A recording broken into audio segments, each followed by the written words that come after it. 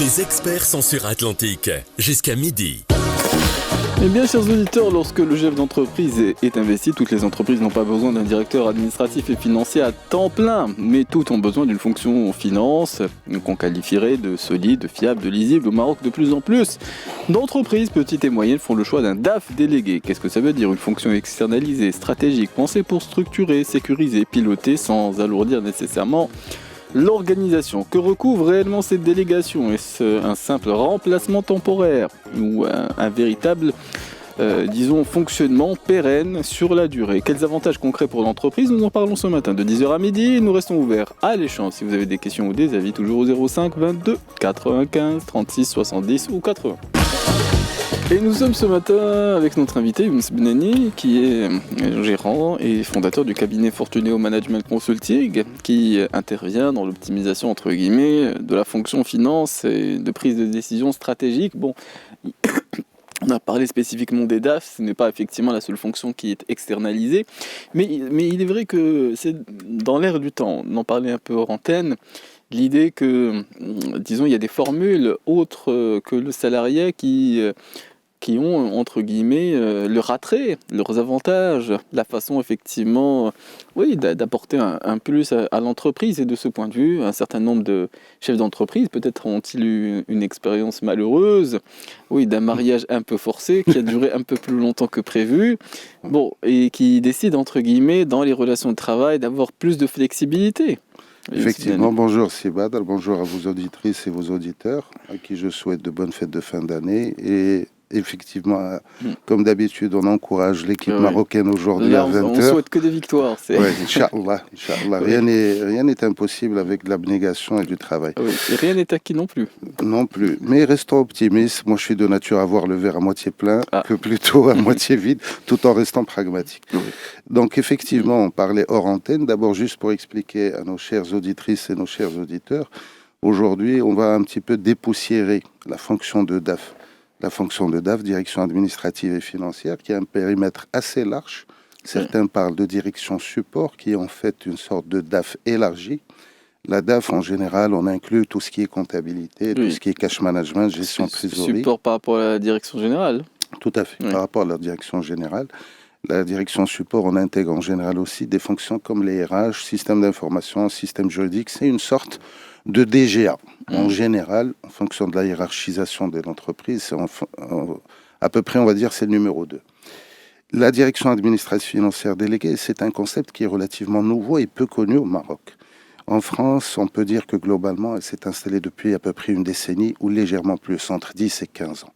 Au Maroc, les gens ne la connaissent pas très bien, alors qu'en fait, et c'est ce qu'on va dérouler tout au long de cette émission, Inch'Allah, il y a énormément d'avantages et d'optimisation derrière.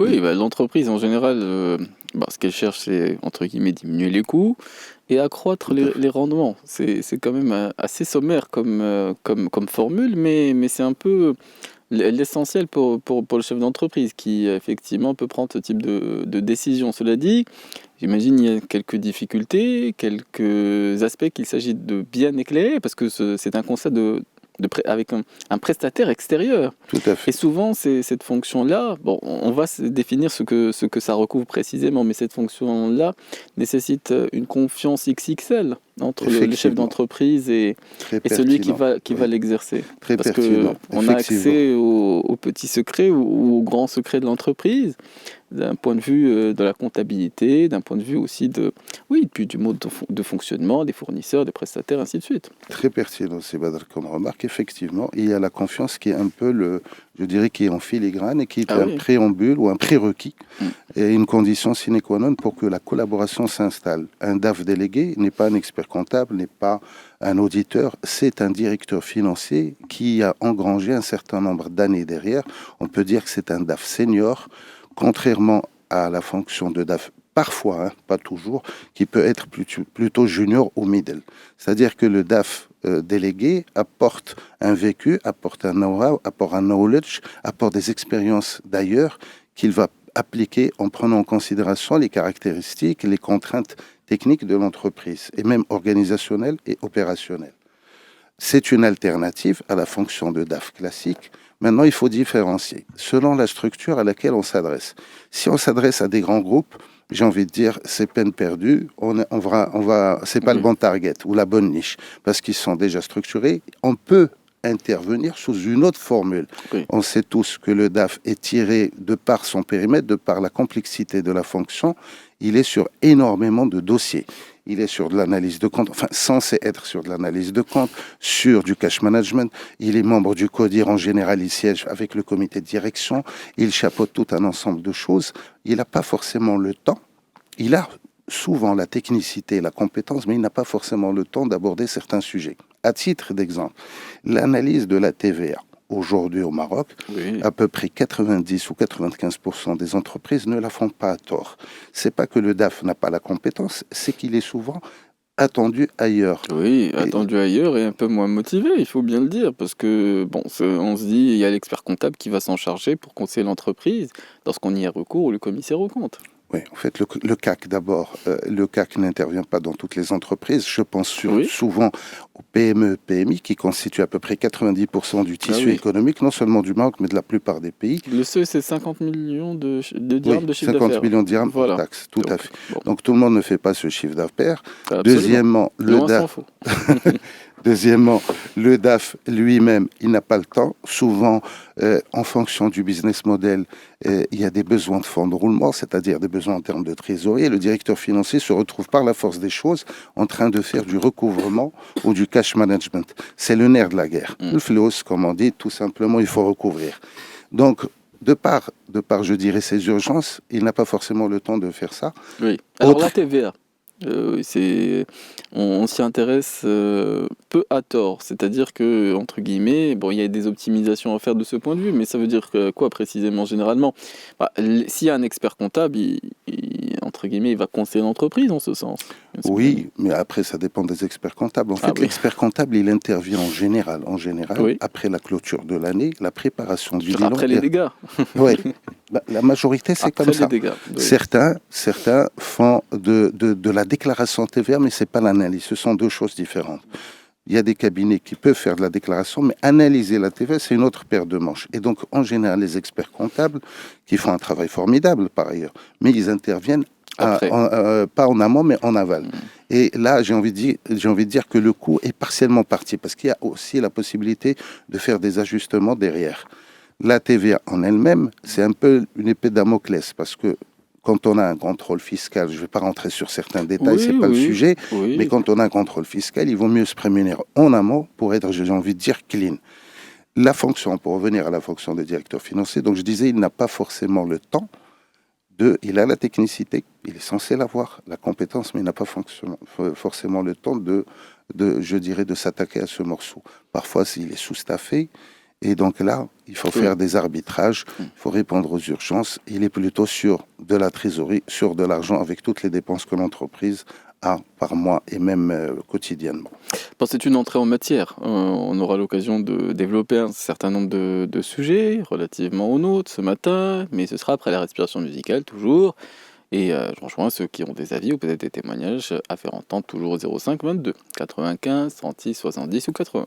Nous reprenons la suite de notre émission. Alors nous nous intéressons à certaines des fonctions qui sont entre guillemets déléguées dans l'entreprise. On a recours à des DAF délégués, à des DRH délégués.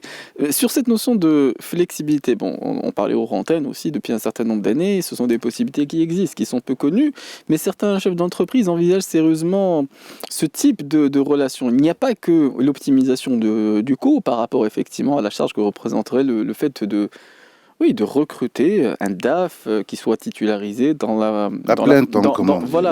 formule classique à plein temps en CDI. Il n'y a pas que cet aspect-là, je le disais, il y a l'aspect de la confiance, l'attrait pour la flexibilité. Qu'est-ce qui fait que c'est une option qui est extrêmement envisagée ou vue favorablement par les chefs d'entreprise qui y recourent? En fait, moi je pratique la DAF déléguée depuis 2011, ça fait à peu près 15 ans que je la pratique.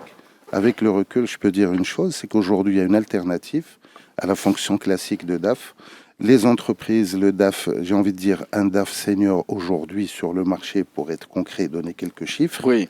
Sur le marché actuellement, c'est à peu près 40 à 50 000 dirhams net par mois. en comptant l'ensemble des charges, des avantages. Par mois. Par mois, je parle net mensuel. Mais en brut, parce que c'est ce qui compte pour l'entreprise. Sur le marché, les gens comprendront pour aller sur le brut, mais c'est entre 40 et 50 000. Je parle bien d'un DAF senior rompu à l'exercice de la fonction, qui connaît son métier, qui a un vécu, etc. Tout ça. Après, si on compte toutes les charges, que ce soit les charges sociales ou fiscales, IGR, l'IR, etc., les avantages, c'est sur 13 mois, pas 13 mois, véhicule de fonction, carte carburant, l'assurance, tout ça, son laptop, son espace de travail, etc., on se retrouve sur pratiquement du double. Donc, si on part sur 40, on est à 80 nets par mois, et si on part sur 50, on est à 100 000 dirhams par mois. Aujourd'hui, nous proposons, le cabinet Fortuneo Management Consulting, nous proposons l'externalisation de la fonction avec une certaine modularité qu'on peut aménager. Et c'est ça ce qui est intéressant, c'est qu'il y a des entreprises qui peuvent prendre un DAF classique, donc c'est un CDI derrière, et qui n'a pas forcément, dont ils n'ont pas besoin forcément à plein temps. Par rapport à l'activité, il peut y avoir une baisse d'activité ou au contraire une suractivité.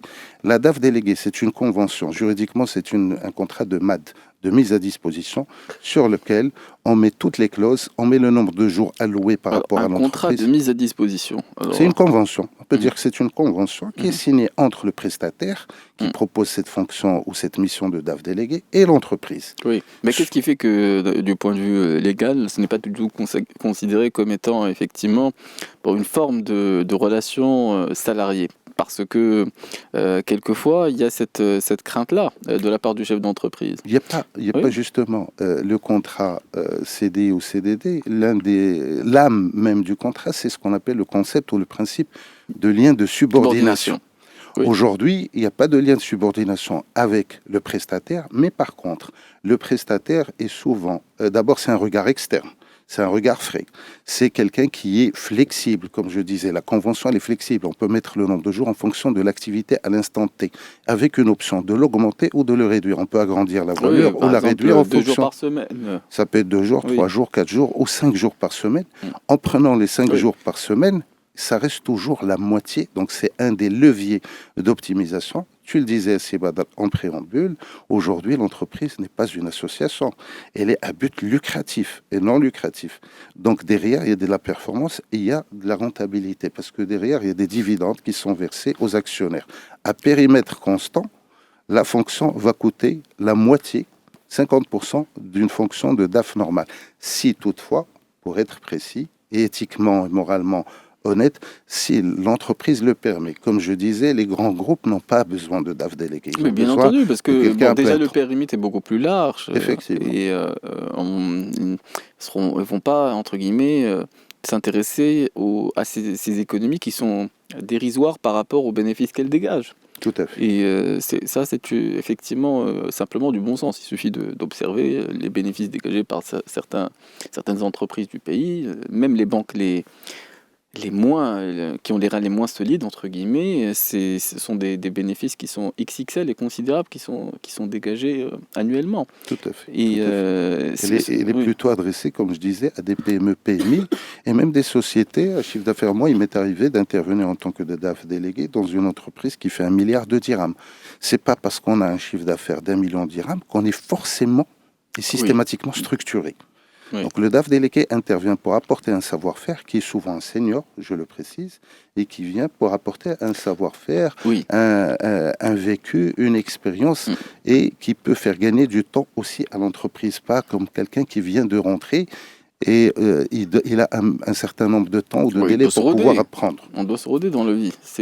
Mais le DAF délégué en tant que senior, il a vu un petit peu les entreprises et même, je dirais, les activités, que ce soit le service, l'industrie, l'agro-industrie, l'immobilier, etc. Oui, mais je le disais, ça ne se fait pas, c'est pas une décision simple à prendre, parce que, je le dis, dans cette fonction-là, effectivement, il y a un lien de confiance qui est essentiel, mais plus généralement, il faut aussi voir avec un certain intérêt la possibilité de déléguer ou une relation, entre guillemets, qui soit dans la flexibilité avec des personnes avec lesquelles on est amené à travailler. Parce qu'on dit pas de subordination, mais prestataire, entre guillemets, bon, il y a un certain nombre d'obligations sur lesquelles on va se mettre d'accord avec lui. Donc la nuance, elle est davantage parfois théorique que pratique. Donc de ce point de vue, d'abord, pour ceux qui nous écoutent, on ne sait pas toujours très très bien définir les limites d'un DAF tout court. Donc un DAF délégué, c'est encore peut-être autre chose, mais d'un DAF tout court, ça dépend des entreprises et ça dépend des responsabilités qu'on décide de lui confier ou du périmètre qu'on va lui définir. Mais il y a une jurisprudence, on va dire, constante. Le directeur financier, il s'occupe de la comptabilité, ça dépend de la structure. Si c'est une structure moyenne, il n'a pas beaucoup de moyens, on va entre guillemets, le charger, on va lui déléguer beaucoup de choses. Délégué en tant que salarié, donc ayant un contrat de CDI. Donc il aura en charge la gestion de la comptabilité ou la supervision, c'est l'interface ou c'est, on va dire, l'interlocuteur privilégié de l'expert comptable. Si l'entreprise a un CAC également, il est l'interface entre ses prestataires et la direction générale. Il a les ressources humaines, il a les moyens généraux. Les ressources humaines, oui, quelquefois. Il supervise les ressources humaines quelquefois. Ah oui, mais il signe pour les congés quelquefois. Oui. On va dire que c'est des signatures conjointes. Ça passe par la RRH et ça passe après par le DAF. Ce n'est pas toujours le cas. Ça dépend de la structure. Il y a deux types de structures. Il y a le DRH qui est rattaché à la DG. Il y a parfois le RRH, en général, c'est des responsables de ressources humaines qui est rattaché à la direction administrative financière. On ne le retrouve plus souvent dans la direction support. C'est ce que je disais au début, qui chapeaute un petit peu l'ensemble. Pour être précis, la comptabilité, la trésorerie, les ressources humaines, le juridique, les moyens généraux et les SI, système d'information. Donc tout ça, on va dire 5 ou 6 fonctions qui sont intégrées sous la houlette de la direction support, qui elle-même, bien sûr, dépend hiérarchiquement de la direction générale. Un point important cité, confiance, effectivement. D'après ma modeste expérience de 15 ans à peu près, à ce jour... En tant que DAF délégué. En tant que DAF délégué, oui. À ce jour, je n'ai jamais vu une entreprise qui a attaqué un prestataire de service pour manque de confiance ou violation, je dirais, de la clause de confidentialité. Communément aussi appelée la NDA, NDA, Non-Disclosure Agreement. C'est une sorte de clause de confidentialité. D'ailleurs, souvent, elle est sur 2 ou 3 lignes en général dans les contrats. Moi, j'ai pris l'habitude, et sur ma propre initiative, de faire carrément une NDA détaillée avec l'ensemble des aspects sur un papier en tête de l'entreprise cacheté, signé, légalisé, que j'adjoins en tant qu'annexe ou pièce jointe à la convention. Je le fais de manière spontanée. Souvent, les chefs d'entreprise sont étonnés et agréablement surpris.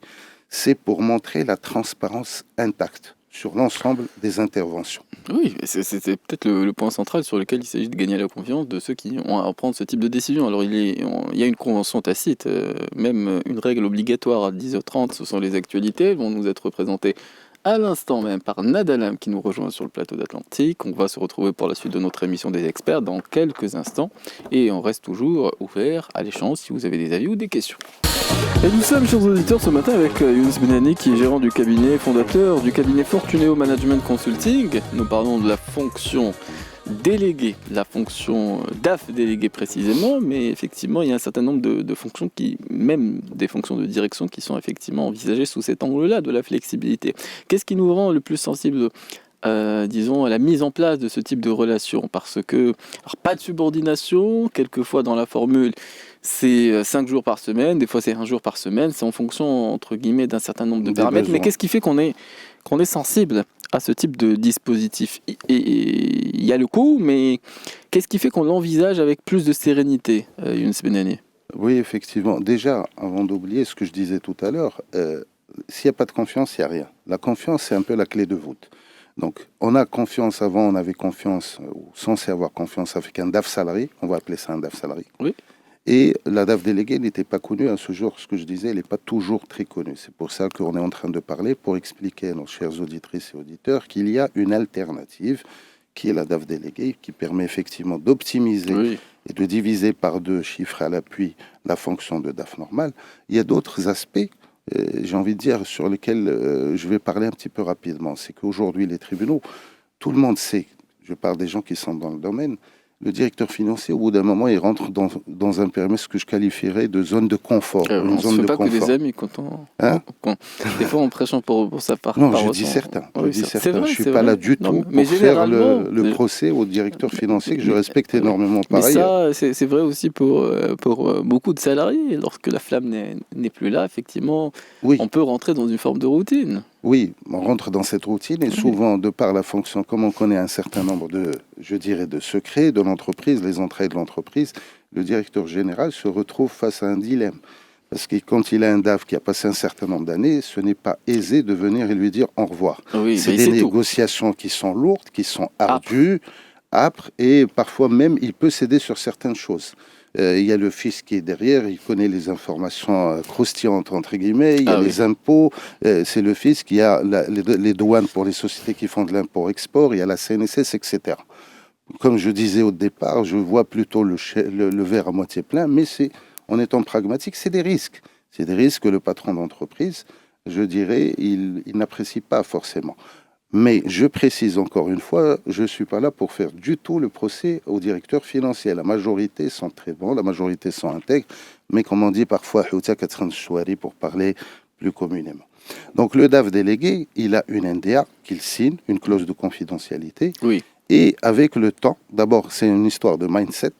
Il faut que les patrons sachent qu'il n'y a pas que le DAF à plein temps par rapport à leur activité. Et puis je dirais mieux, on intervient souvent aussi, de temps en temps, j'ai des directeurs généraux de sociétés qui me disent, Younes, moi j'ai un DAF, je ne vois pas l'utilité de l'intervention. Je réponds la chose suivante, monsieur le DG, si ça fait des années que vous entendez la même sérénade ou le son de cloche, ça peut être intéressant à regard frais, ça vous permettra, je dirais, de benchmarker ou de comparer par rapport aux choses. On peut intervenir pour une évaluation aussi d'un directeur financier qui est en place, en étant très pragmatique. Ce n'est pas une histoire de personne, c'est une histoire de professionnalisme par rapport à son métier. Et on peut venir aussi, lorsqu'il y a un DAF déjà en place, comme je le disais, en intervention en renfort. Donc c'est en tandem par rapport à des sujets. De par sa charge de travail, il n'a pas eu le temps de les traiter, donc on vient en complément. Ça, c'est pour les entreprises qui ont déjà un DAF salarié.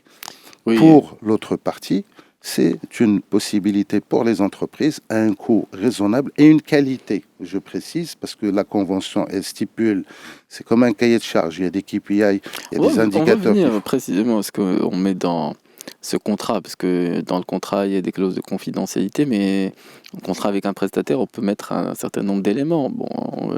Précisément, le périmètre d'intervention de ce fameux DAF délégué ou des RH délégués ou n'importe quelle autre fonction, entre guillemets. Des fois, on peut se mettre d'accord. Et au regard de la loi, comment c'est considéré ?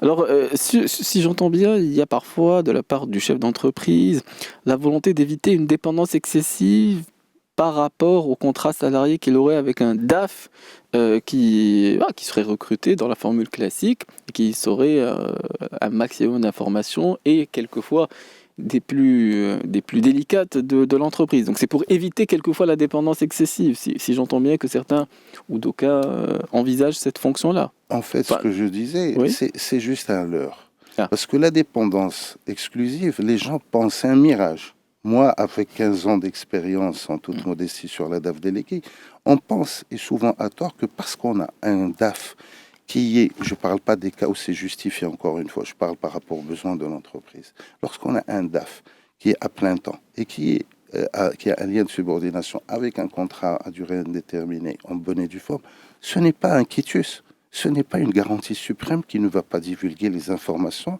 qui ne va pas à un moment ou à un autre faire valoir à tort, avec peu d'éthique, voire pas du tout d'éthique, faire valoir tout ça pour avoir une augmentation de salaire ou des avantages en plus, en faisant miroiter une menace. Je ne dis pas tous. Il ne faut pas généraliser du tout. Je parle de certains cas que j'ai connus, que j'ai vus, et les tribunaux aujourd'hui, lorsqu'il y a des cas de DAF qui ont poursuivi en justice les entreprises, à ma connaissance, il n'y a aucun prestataire ou aucun cabinet qui a été, je dirais, saisi en justice par rapport à une violation d'informations sensibles. Donc je pense que ça, c'est un mythe. Et c'est un mirage qu'il faut un peu dépoussiérer. Le prestataire, souvent, il a une clause de résiliation entre 1 et 3 mois en fonction de la durée de la convention qui elle-même est variable. Elle peut être indéterminée, par ailleurs, avec une clause de résiliation. Et que je sache, aucun cabinet n'a été, entre guillemets, traîné en justice pour une violation. Alors, il y a par rapport à ça. des clauses, entre guillemets, ou une collaboration à durée indéterminée, des collaborations qui sont renouvelables. En fait, tout dépend du besoin, encore une fois, de l'entreprise. Parce que le secret de la DAF déléguée, elle est ajustée en taille un costume par rapport à un certain corps avec une possibilité d'extension. On peut intervenir 1, 2, 3 jours par semaine, comme on peut intervenir 5 jours par semaine, en fonction de l'activité de l'entreprise. C'est modulable. Et par ailleurs, il y a, comme je disais, une clause de confidentialité ou une NDR qui stipule noir sur blanc que toutes les informations matérielles, immatérielles, tout ce qui est logiciel, tout ce qui est, je dirais même les templates, les fichiers de l'entreprise restent la propriété exclusive de l'entreprise et qu'on n'a pas le droit de divulguer évidemment quelconque information aussi petite soit-elle. Ah donc on s'interdit d'avoir des outils pour menacer, parce que si on s'engage dès le départ effectivement sur cette confidentialité, on ne peut pas, entre guillemets, s'en prévaloir. Oui, il y a deux variantes. Il y a la comptabilité, on intervient dans l'entreprise, donc on vient sur place, les équipes restent de l'entreprise sur place, les informations restent sur place, et on travaille sur place. Sauf si l'entreprise souhaite, pour X raison, un aménagement, des constructions, c'est à elle de nous déléguer la possibilité de travailler, je dirais, dans le cabinet. Mais dans la majorité des cas, c'est dans l'entreprise. Donc l'information reste sur place. Deuxièmement, les fichiers ou les outils, ils sont sur place, mais parfois, évidemment, le cabinet a ses propres outils complémentaires qui viennent notamment par rapport les templates ou les fichiers qui viennent, je dirais, compléter les informations de l'entreprise. Ça appartient, le fichier appartient à l'entreprise, mais le fichier rempli avec les informations, il reste la propriété de l'entreprise qui a payé pour ça. J'entends bien. Alors, dans un contrat, on a évoqué la confidentialité, dans ces contrats de prestataires, qu'est-ce qu'on y met d'autre comme engagement? Parce que qu'est-ce qui distingue, d'un point de vue concret, le DAF délégué du DAF, entre guillemets, recruté dans la formule classique? Très bonne question. On met le périmètre d'intervention en fonction du besoin de l'entreprise. Donc, on peut intervenir sur un ensemble de fonctions. Ça reste une fonction support, la DAF déléguée ou la DAF tout court, comme les autres fonctions support, comme la DRH, comme la direction commerciale, etc. Ce qu'on met dans la convention, on l'adapte, on la taille, on l'ajuste en fonction de l'entreprise. D'abord, il y a le contingent, il y a le nombre de jours par semaine que l'entreprise souhaite et qui est modulable par ailleurs. Mais on le fiche sur le contrat avec une clause que ça peut être revu à la hausse ou à la baisse. Donc, il y a une flexibilité. Deuxièmement, on met le périmètre. Donc, est-ce que le DAF délégué s'occupe uniquement de la comptabilité, de la finance, de la trésorerie, ou bien il a des prérogatives plus étendues sur des ressources humaines, sur du système d'information, etc. Tout est écrit noir sur blanc. Troisième point, on mentionne également les KPIs, c'est-à-dire l'entreprise, elle souhaite un tableau de bord mensuel, bimensuel, hebdomadaire, tout dépend de ce qu'elle souhaite en termes de réactivité, et c'est marqué noir sur blanc en annexe avec l'ensemble des fonctions ou des services sur lesquels la DAF, elle intervient. Donc il y a un tableau synoptique, les fonctions, les rendus ou les livrables, et en face, quelles sont les échéances et quelles sont les fréquences. En parlant de l'échéance, il est 10h48, c'est toujours pour nous le moment de profiter d'une respiration musicale avec ceux qui nous écoutent, et on reprendra la suite de notre émission des experts dans quelques instants. Et nous reprenons la suite de notre émission des experts avec Younous Benani, qui est gérant du cabinet Fortuneo Management Consulting, et nous nous intéressons aux fonctions qui sont quelquefois déléguées dans l'entreprise. Alors le DAF est une fonction déléguée, le DRH est une fonction déléguée. Je le disais, d'un point de vue contractuel, il y a un certain nombre d'éléments entre guillemets qui sont mis au clair, sur lesquels on peut se mettre d'accord. Mais sur l'état d'esprit, souvent il y a parfois des questions relatives à l'état d'esprit, la culture d'entreprise, l'appartenance.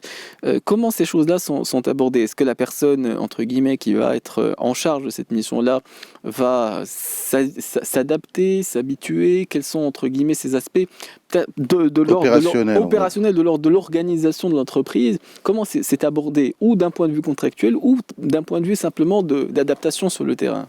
En fait, oui, bonne question, très pertinente. Je disais tout à l'heure que d'abord, contractuel, c'est une convention d'accompagnement. Moi, souvent, je parle d'accompagnement en faisant le parallèle par rapport au conseil. Je peux conseiller une entreprise et partir sous d'autres cieux et l'oublier, je dirais. Ça, c'est des faits. L'accompagner, c'est complètement différent. C'est la conseil et suivre le conseil. L'application du conseil. C'est-à-dire qu'on s'inscrit dans la durée.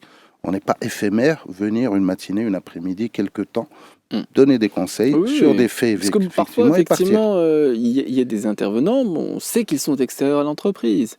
Et ça crée un relationnel différent de la part de ceux qui sont amenés à collaborer avec la personne qui intervient en externe. On met le point effectivement sur la chose sensible, parce que à part les hard skills d'un directeur financier délégué ou d'accompagnement, il y a le soft skills. Le soft skills, c'est quoi? C'est de la diplomatie, c'est une grande faculté d'adaptation.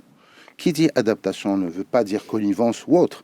Une grande adaptation, se faire intégrer rapidement, parce que, encore une fois, il ne faut pas oublier qu'en ligne de mire, on est quand même un DAF senior, donc on a un vécu, donc on capitalise sur le vécu en termes d'intégration, de diplomatie.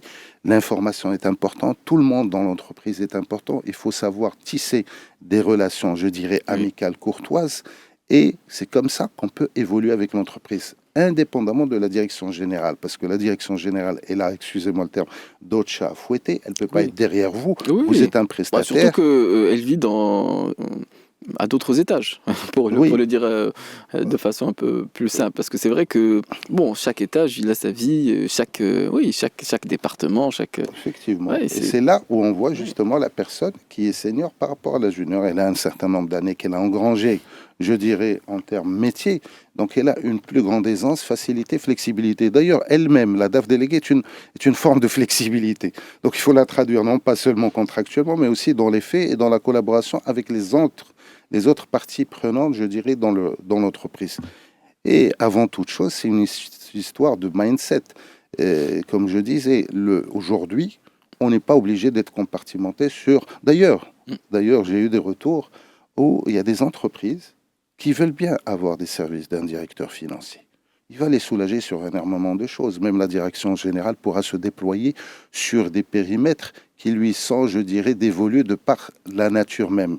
Je pense à la stratégie, au développement d'entreprises, partenariat, signature de contrats avec d'autres entreprises. Donc il y a affaire pour la direction générale. Sauf que, malheureusement, beaucoup de cas, on retrouve le directeur général en train de mettre la patte dans l'opérationnel au quotidien. C'est pesant. C'est bien. Au bout d'un moment, c'est bien. Je dirais parce qu'il va savoir, il va tâter le pouls. Mais au bout d'un moment, il faut passer, je dirais, à autre chose. Déléguer à un spécialiste du métier, un directeur financier qui, lui, va, je dirais, s'occuper de cet aspect, va soulager la direction générale pour se déployer sur d'autres périmètres plus intéressants pour elle et qui lui reviennent naturellement. Oui. Et derrière, comme je le disais, avec la convention d'accompagnement et non pas de conseil, donc de la continuité, pour voir aussi les résultats des interventions. Derrière, il y a des KPI qui sont validés par la direction générale. Chaque direction générale a une vision des choses que l'on respecte évidemment et sur lequel on met du reporting et on met des KPI de fréquence régulière selon ses souhaits. Alors, dans l'entreprise, il y a entre guillemets ceux qui ont un périmètre d'action, de responsabilité qui est ce qu'il est. Il est quelquefois très large, en fonction des responsabilités qui incombent aux uns et aux autres. Et puis, il y a ceux, entre guillemets, sur lesquels ces décisions doivent s'appliquer. Et de ce point de vue, quand on arrive de l'extérieur, c'est parfois une position un peu délicate, sur laquelle il s'agit de rassurer pour savoir si, entre guillemets, cette collaboration peut s'installer sur la durée. Donc il y a les deux aspects. Il y a ceux, entre guillemets, qui sont... sur lesquels les décisions s'appliquent. Il y a aussi ceux qui ont quelquefois des difficultés à se mettre d'accord sur ce périmètre par rapport aux habitudes qui sont les leurs en tant que, par exemple, directeur général, en tant que, directeur des ressources humaines également. Moi, je pense à la première étape. Oui. Si la direction générale prend la décision de déléguer la DAF, elle peut avoir soit un DAF avant avec lequel elle s'est séparée, soit c'est une direction DAF déléguée, une DAF déléguée ex nihilo, c'est-à-dire qui a été créée de rien. Et il se dit, je tente le coup, je vois que me propose ce prestataire par rapport à cette direction financière qui me coûte encore une fois la moitié d'un directeur financier classique à périmètre constant et je vais le tester, je vais le voir. Ça ne prend pas des mois, ça ne prend pas des semestres ou des trimestres. C'est au bout d'un ou même pas 2 mois. Au bout d'un mois, on a un son de cloche. On sait si on est réconforté dans cette décision ou non. Par ailleurs, contractuellement, il y a la clause de résiliation. Et puis, sur le mois, déjà les premières semaines, on voit un petit peu le regard frais, l'apport, la valeur ajoutée de ce DAF qui est par ailleurs senior. Donc ça lui permet rapidement, c'est pas une histoire de semestre ou de trimestre, de se fixer sur la formule qu'il aura choisie.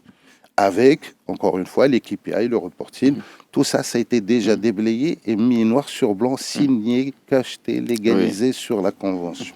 On se met déjà d'accord au départ. Aujourd'hui, ça permet aussi d'avoir un regard frais. Quelqu'un qui est externe et qui n'a pas... Le lien de subordination, il y a des avantages et des inconvénients.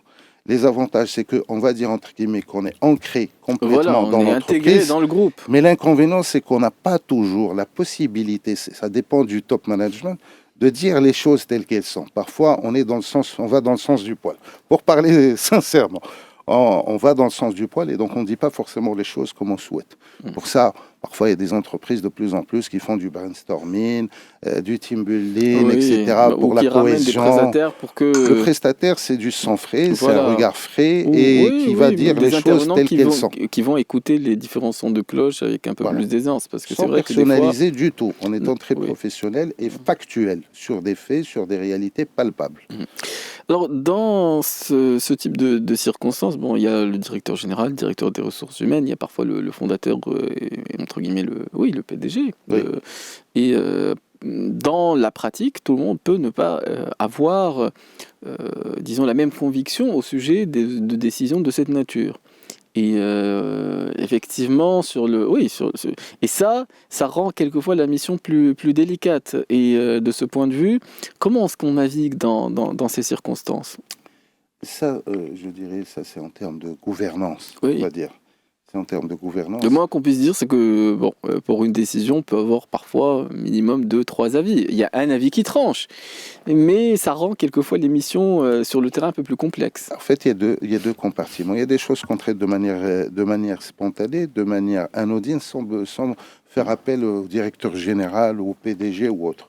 Il y a d'autres décisions qui sont beaucoup plus rares, sur lesquelles on demande un arbitrage. Parce qu'avant tout, on propose et la direction générale ou la présidence dispose. Donc on n'est pas là à leur place, c'est eux, in fine ou à la fin, qui décident.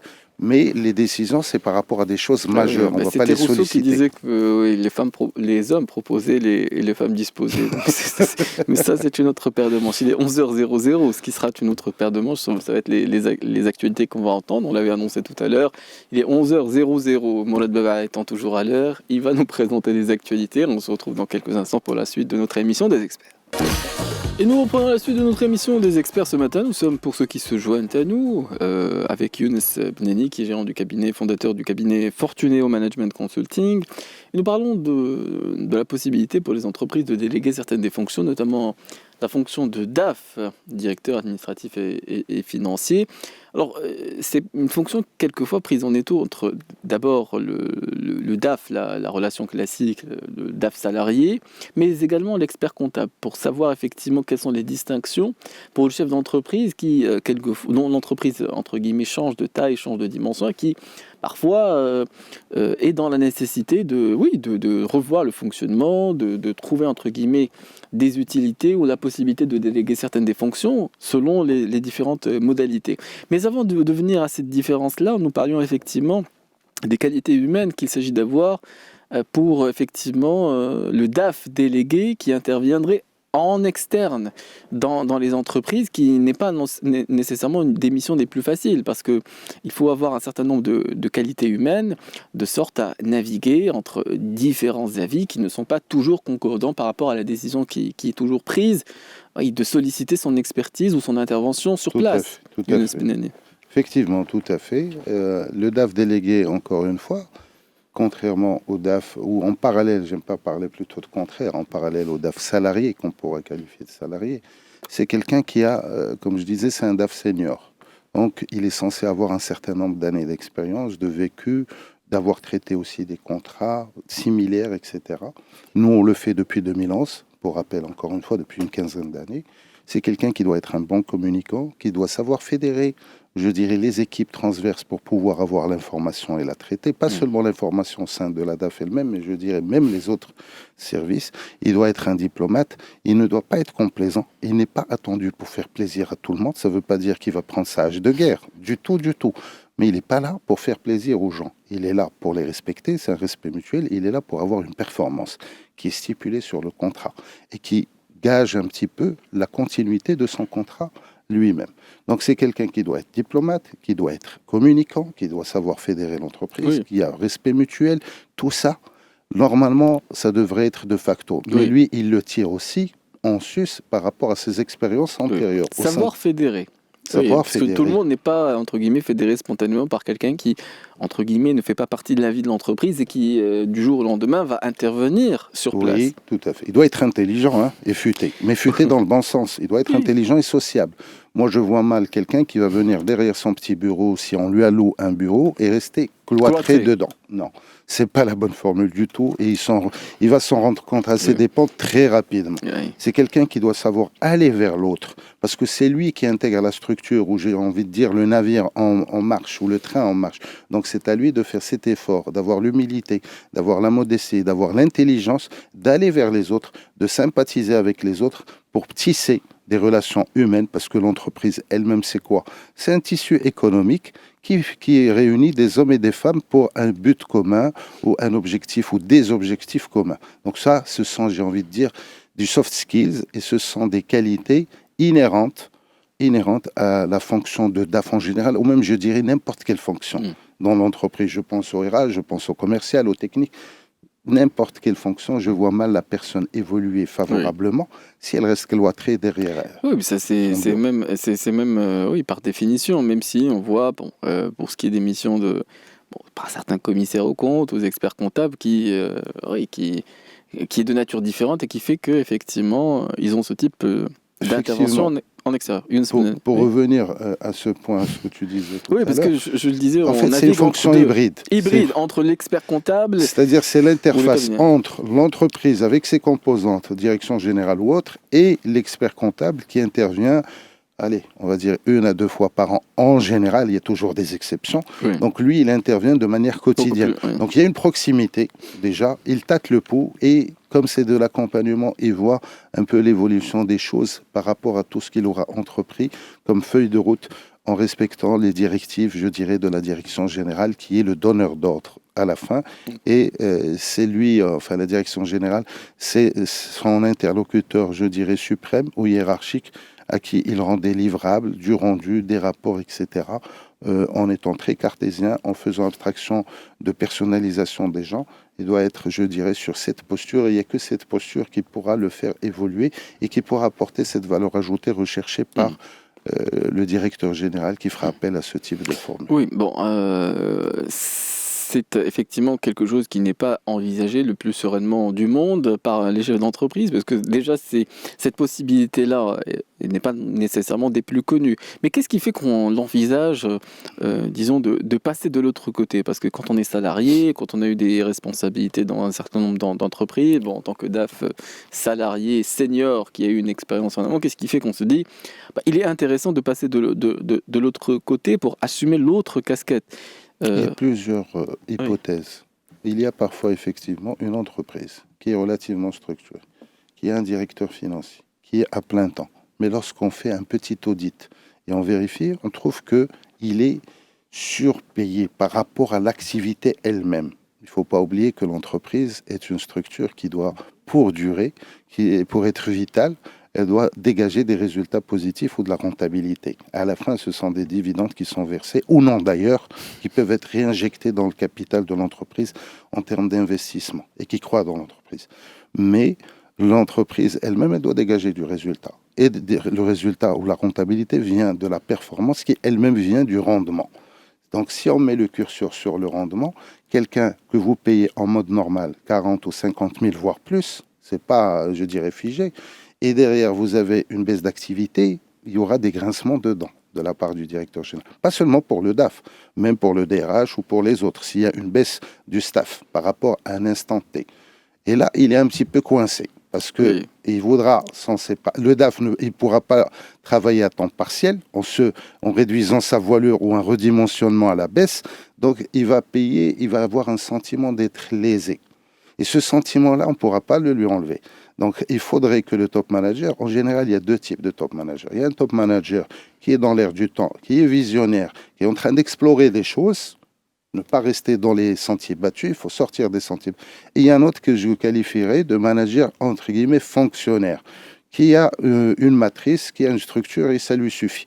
Aujourd'hui, c'est difficile de tenir le coup avec la concurrence, avec la globalisation, avec les constitutions de pôles économiques, industriels, etc.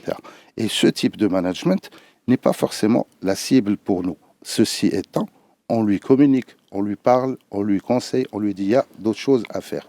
Donc c'est avant toute chose, c'est une histoire de mindset et d'état d'esprit du manager. Oui, mais j'y viens aussi à l'état d'esprit de celui, entre guillemets, qui propose cette possibilité-là, parce que avant de sauter sur une opportunité ou d'y voir, entre guillemets, une formule qui convient à soi-même, bon, on a une situation, elle est ce qu'elle est, elle est quelquefois confortable et quelquefois tranquille, et pourtant on se dit, bon, c'est quelque chose qui n'existe pas tant que ça sur le marché, mais c'est quelque chose qui est fait pour moi, Younes Benali. Et donc il y a parfois, des fois, des discussions, des conversations, à un moment on se dit il y a un déclic, mais qu'est-ce qui fait que je saute sur l'opportunité en se disant que il s'agit de proposer quelque chose, entre guillemets, bon, depuis 15 ans si j'entends bien, mais qui n'est pas des plus répandus. Souvent, c'est un besoin, comme on dit, qui est latent. Il n'est pas forcément, le besoin du manager n'est pas forcément médiatisé, placardé, affiché, etc. Il est latent. Et il m'est arrivé à maintes reprises de parler de ce concept et ça a créé le déclic tout de suite. Et on voit le manager visionnaire. Ça a créé le déclic, le manager intelligent, le manager qui n'insulte pas l'avenir et qui se dit, in fine, quand je lui explique le concept, pourquoi pas? Why not? Aujourd'hui, un DAF salarié, avec son contrat, il a déjà une période d'essai de 3 mois renouvelable une fois. Donc, ça peut aller jusqu'à 6 mois. Je parle juridiquement parlant. Donc, 6 mois d'un côté, 1 mois ou 2 mois maximum de l'autre. C'est le tiers, c'est vite vu. Parce que quand il voit, il se dit, tout compte fait, le jeu vaut la chandelle. Pourquoi ne pas tester cette formule? Sur 1 ou 2 mois, je vais avoir le son de cloche et je vais voir si ça me convient ou non. Et encore une fois, le besoin, il est latent. Il faut aller l'expliquer, c'est ce que nous sommes en train de faire, l'expliquer. Beaucoup de gens ne savent pas que cette formule existe et ça a le mérite aujourd'hui. Et je te remercie toute l'équipe de cette émission qui me permet justement sur un vécu de dire qu'il y a une autre alternative à la fonction classique, historique de DAF. Et encore une fois, pour être précis, par rapport à un panel d'entreprises. Ce n'est pas les grosses entreprises, c'est plutôt les PME, PMI. Oui. Et j'ai entendu beaucoup dire de la part des patrons de PME, PMI, j'aimerais bien, ça me soulagerait, j'aimerais bien avoir un regard externe, une expertise et qui ne va pas me coûter, je dirais, énormément de choses. Et c'est là justement où le concept de DAF délégué prend toute sa grandeur, je dirais, ou son ampleur. Alors, les retards ne me coûtent pas, mais il est 11h20 et je sais qu'un certain nombre d'auditeurs sont également attachés à la respiration musicale qu'on va faire entendre à l'instant. Et on se retrouve dans quelques minutes pour la suite de notre émission des experts. Et nous reprenons la suite de notre émission des experts. Ce matin, nous sommes avec Younes Benali. Nous parlons de la fonction déléguée, de la possibilité pour les entreprises de déléguer un certain nombre de fonctions, notamment celle de DAF. De ce point de vue, il y a effectivement également des aspects plus particuliers sur lesquels un DAF traditionnel peut intervenir, notamment la levée de fonds, l'aspect peut-être financement bancaire. Et de ce point de vue, quand on a effectivement quelqu'un qui est salarié, bon, on va se dire c'est une extension des responsabilités qui sont les siennes. Quand on a un contrat de prestataire, c'est toujours un ensemble de choses sur lesquelles on se met d'accord en amont. Et quand effectivement il y a des missions en plus, on y va peut-être à tâtons. Et de ce point de vue, dans la pratique, est-ce qu'il y a ce type de missions qui sont, entre guillemets, sollicitées de la part d'un DAF délégué, de la part des entreprises, Younes Benali? Oui, tout à fait. Il y a ce type de mission qui n'est pas la majorité, par ailleurs. Oui. Mais on peut l'avoir, d'ailleurs. Moi, j'ai eu une mission comme ça, de levée de fonds, et même de cession ou d'exit de l'entreprise. C'était au Sénégal, à Dakar. Oui. On en parlait il n'y a pas très longtemps de ça, avec une mission très définie qui a duré à peu près 3 ans. Donc c'est du re-engineering, de la restructuration de l'entreprise à tous les niveaux, plus levée de fonds, plus recherche d'investisseurs, enfin ce qu'on appelle aussi un roadshow, Et derrière, la cession de l'entreprise, et en amont, il y a tout ce qui est valo, c'est la valorisation de l'entreprise avec l'ensemble des méthodes de valorisation qui sont connues et qu'on prend en pondération pour pouvoir céder l'entreprise. Donc c'était ce type de mission et pour lesquelles je facturais, depuis le Maroc, la prestation de manière mensuelle. On a trouvé un système de forfait parce qu'il y avait une présence à plein temps, plus le facteur expatriation.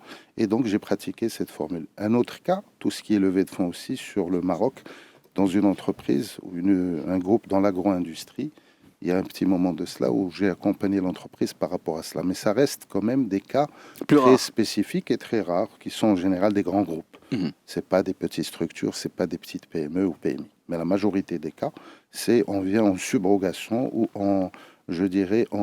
parfois en complément d'un DAF pour des missions très définies d'audit bancaire, d'analyse de TVA, etc. Parfois même du cash management, du recouvrement, on en fait beaucoup. Ça permet de soulager. Je rappelle juste aux auditrices et aux auditeurs qui nous rejoignent, je l'ai dit au début de mon intervention, c'est que le DAF a un certain nombre de périmètres, mais il est souvent un peu la tête dans le guidon. On ne peut pas lui reprocher ça parce qu'il est sur un périmètre assez large. Et donc, il passe à côté de certaines choses. Nous venons en complément, en accompagnement pour le soulager et se déployer sur des choses beaucoup plus, je dirais, stratégique par rapport à la direction générale. Oui, et tout à l'heure, nous avions évoqué un aspect un peu plus délicat. On dit, il est vrai que de par la nature de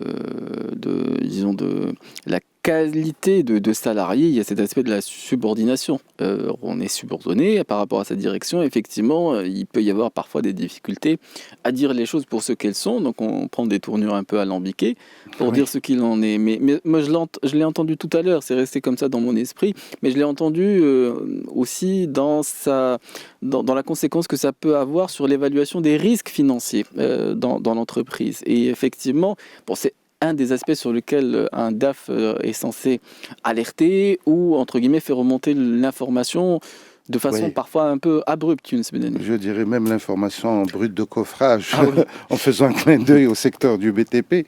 Mais c'est vrai que le lien de subordination, il a ses avantages et ses inconvénients.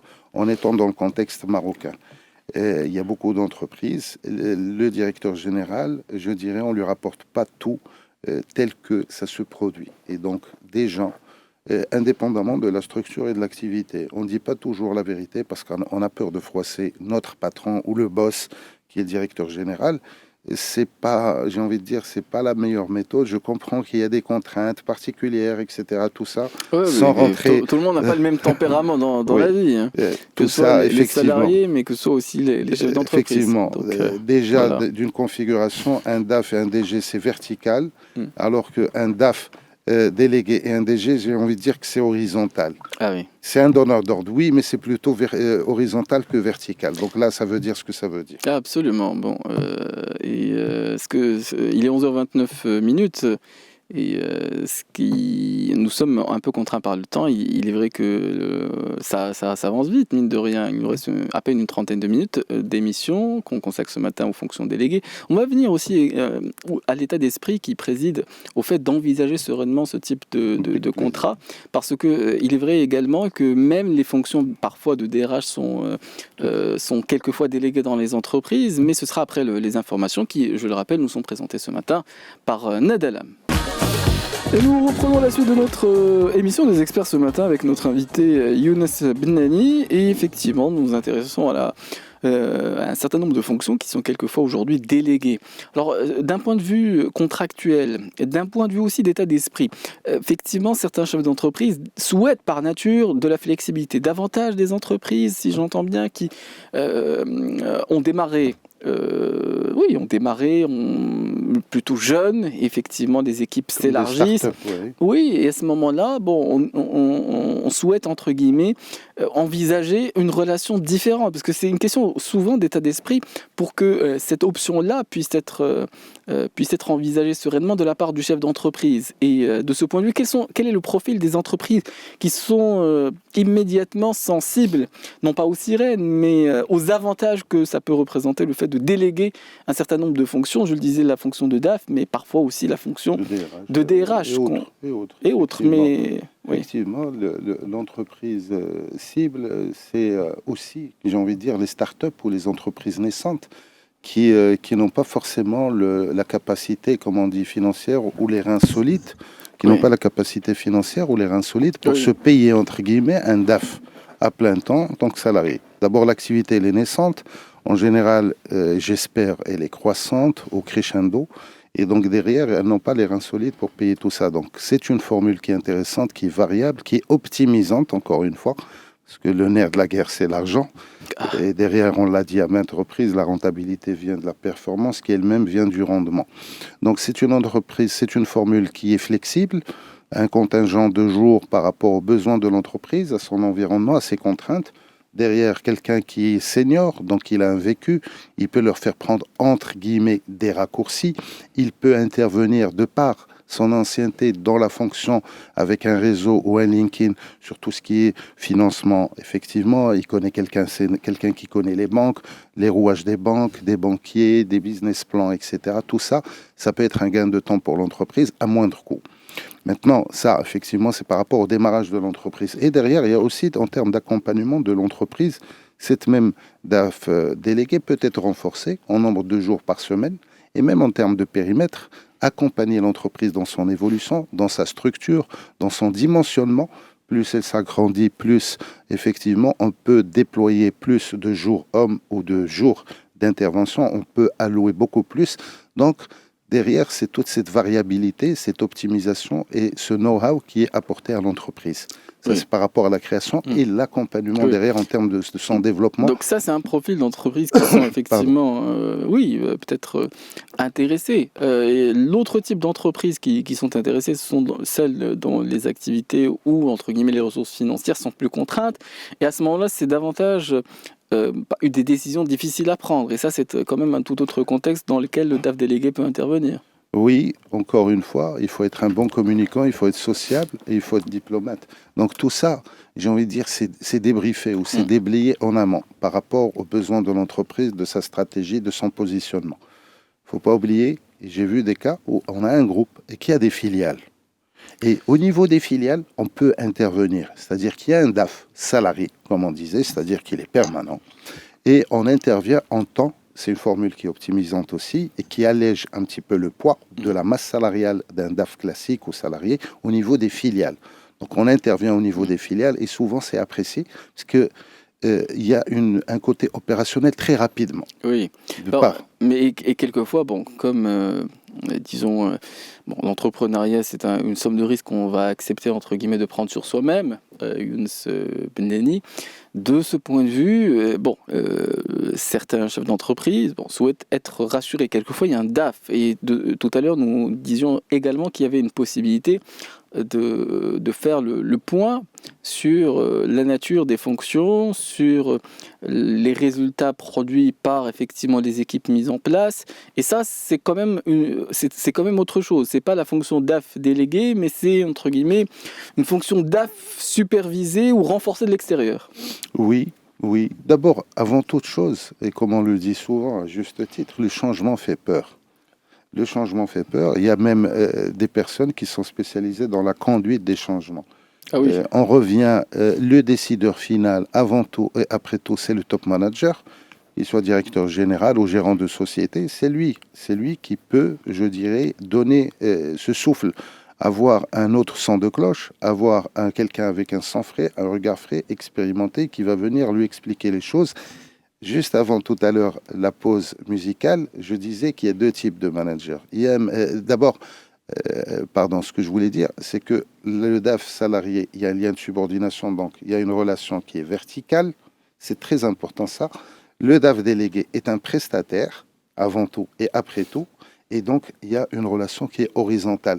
C'est cette dimension de relation horizontale qui permet effectivement au prestataire de lui dire « Moi, je suis, entre guillemets, jugé sur les résultats, mais en amont, je me dois aussi, et en aval, de te dire ça, ou de vous dire ça va pas. Voilà les axes d'amélioration. Il suffit pas de diagnostiquer, parce qu'il y a un diagnostic évidemment au départ, il suffit pas de relever les défaillances ou les problèmes. Il faut apporter derrière une solution et c'est ça ce qui est attendu. C'est cette valeur ajoutée qui est attendue derrière. Oui, effectivement, quelquefois, le chef d'entreprise se dit Bon, la relation, est-ce qu'elle est avec les équipes qui sont mises en place? Est-ce que c'est judicieux d'avoir un regard différent, même de façon momentanée ou de façon provisoire, Younes Benani? Et de ce point de vue, la nature de l'intervention est radicalement différente parce qu'effectivement, on va intervenir entre guillemets comme un inspecteur ou comme quelqu'un qui aura un droit de regard supplémentaire ou un autre droit de regard sur la façon dont fonctionnent les choses. Effectivement, ça, c'est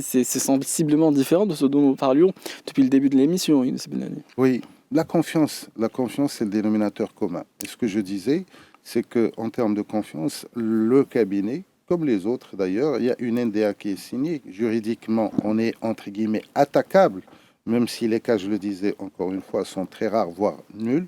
On peut être attaqué, on peut être poursuivi en justice pour violation d'informations et de confidentialité. En amont, on prend des dispositions et on met en place une clause de confidentialité, pas seulement les 2 ou les 3 lignes sur la convention d'accompagnement, mais carrément en annexe et en pièce jointe, une NDA, une Non-Disclosure Agreement, noir sur blanc, détaillée, exhaustive, pour reprendre le terme, exhaustive, avec l'ensemble des aspects qui sont traités en termes de confidentialité par rapport à l'information qu'on aurait pu avoir ou qu'on a durant la mission. Oui. Ça permet de réconforter la personne par rapport à l'aspect légal et juridique du terme. L'autre partie, c'est le manager. Et j'ai envie de dire, why not? Pourquoi ne pas tenter, au bout de 1 ou 2 mois, ce que je disais, en tout cas nous, au cabinet Fortuné, au management, on prend cet engagement, au bout de 1 ou 2 mois, testez-nous, vous n'avez rien à perdre. Ça va vous coûter beaucoup moins que de basculer sur un DAF classique. Si votre structure ne le nécessite pas à plein temps, essayez la formule et vous verrez à ce moment-là. Oui, c'est beaucoup plus facile quand les choses ne sont pas mises en place, de les mettre en place selon cette formule-là. Mais quand effectivement il y a une structure, il y a des façons de travailler et ainsi de suite, des équipes en interne qui ont leur lien de confiance avec la personne avec laquelle elles ont eu l'habitude de travailler, c'est une décision qui est d'une toute autre nature. Donc même la formule essai est très différente. Et quelquefois, cette personne qui a ses équipes et ainsi de suite, en tant que DAF salarié, elle aura un regard pendant un certain temps extérieur. Et ça, effectivement, Attention, il y a un point. Oui. DAF salarié, on n'intervient pas avec la DAF déléguée. Ça fait double emploi. Voilà. En tant que DAF salarié, on intervient pour soulager la DAF sur certains nombres d'aspects, comme l'analyse de TVA, comme l'audit bancaire des frais financiers prélevés par la banque, etc. Ce sont ou bien de l'accompagnement. Là, aussi. c'est des missions plus spécifiques. C'est des missions très spécifiques d'accompagnement de la direction financière déjà mise en place. Ça, c'est autre chose. Nous intervenons aussi en termes de DAF délégué par rapport à une entreprise naissante ou une entreprise en croissance et qui a besoin de se staffer, d'avoir un DAF à la disposition avec un certain nombre de jours, négocier, etc. et qui va l'accompagner, je dirais, sans trop alourdir la charge par rapport à l'entreprise qui est en pleine croissance et qui n'a pas forcément les moyens financiers de se payer un DAF à plein temps, qui n'est pas parfois justifié même en termes de l'activité. Elle est croissante, mais elle n'a pas encore atteint le pic de croissance. Oui, mais et quand il y a effectivement un DAF salarié, même le fait de s'en séparer, ça a un coût. Et ça rentre effectivement, le DAF salarié, tous mes respects, encore une fois, et mes profonds respects pour les DAF de la place. C'était aussi une ancienne vie que tu pouvais avoir. Ils le savent. Moi, j'ai fait une vingtaine d'années de direction financière. Sans quoi, il est difficile d'envisager d'intervenir en tant que DAF délégué si on n'a pas soi-même, entre guillemets, endossé pendant un certain nombre d'années. Même en termes d'optimisation, dans le cabinet, on a beaucoup de freelancers parce je vois difficilement proposer une optimisation à un client et ne pas l'appliquer à soi-même, effectivement. Donc, on est déjà light, en formule light, on va dire, pour simplifier les choses. Mais avant tout et après tout, c'est une histoire de mindset de la direction du top manager. Moi, je dis, si vous avez des besoins, vous pouvez évidemment nous contacter. Il y a un site internet que vous pouvez consulter dès à présent, c'est www.fortuneo, comme fortune avec un O à la fin, fortuneo.ma. Je suis également joignable. C'est suggestif comme titre. Fortuneo.ma. Ou alors me contacter sur le 06 62 01 72 52. Oui, mais il est difficile de retenir facilement les sur internet, sur le site, il y a le numéro et je me ferai un plaisir de voir un peu le cas et de voir dans quelle mesure on peut le traiter dans le meilleur du monde. Il y a aussi quelque chose qui modifie l'état d'esprit, c'est la musique. Comme comme il est 11h50, on va en profiter très rapidement avant d'enjamber ou avant effectivement d'aborder les derniers instants de notre émission du jour qui était consacrée et qui sera encore pendant quelques minutes à la fonction déléguée ou plutôt à la possibilité de déléguer certaines fonctions, notamment celle de DAF, directeur administratif et financier. Et on va aborder peut-être le mot de la fin pour notre émission. Alors on va aborder très succinctement la question aussi des difficultés, des obstacles, des risques aussi pour l'entreprise sur lesquels il faut l'éclairer. On a parlé de la confidentialité. Est-ce que c'est le seul aspect sur lequel ceux qui envisagent entre guillemets de déléguer un certain nombre de fonctions qui, dans la formule classique, sont déléguées aux personnes salariées, le sont aujourd'hui à certains prestataires sous condition? Est-ce qu'il y a des risques sur lesquels le chef d'entreprise doit être éclairé? Sincèrement, effectivement, très bonne question. Ce n'est pas le seul. D'abord, il y a la confiance. Il y a un moyen de la traiter, on en a parlé, la NDA, signer, légaliser, bon ça c'est réglé, on va dire. Deuxième question, en tant que chef d'entreprise, ce que j'ai comme remontée d'informations, c'est que parfois il appréhende, je dirais, la formule par rapport à ses équipes en interne. Oui. Comment vont-elles accepter? Elles ont juste l'habitude, effectivement, de voir le cas qu'une fois par an, l'expert comptable 1 à 2 fois par an en moyenne, et cette personne va être de manière hebdomadaire. Comment cela va-t-il se passer? Souvent, on a ce cas-là. Et là, justement, c'est là où les soft skills vont entrer en jeu. C'est là où la maturité professionnelle va entrer en jeu pour lui expliquer que c'est une sorte de testing sur 1 ou 2 mois maximum et que le DAF senior, il a aussi parmi ses soft skills, c'est de fédérer les gens. Donc, il verse dans le même sens que le directeur général. Et à partir de là, il va communiquer. Et surtout, l'important, c'est que la direction générale elle-même doit fédérer les équipes et expliquer la nature de la mission pour enlever tout doute sur la suite. Nous aussi, nous sommes testés, mais tous les jours, par rapport au respect des horaires. Il est 11h56. L'heure est aux actualités. Elles nous seront présentées dans quelques instants. Un journal d'information en Angara par Kamal Rsal. Et la tranche suivante, je le rappelle, à nos auditeurs, est animée par Ahmed Aloua. Les experts sont sur Atlantique. Jusqu'à midi.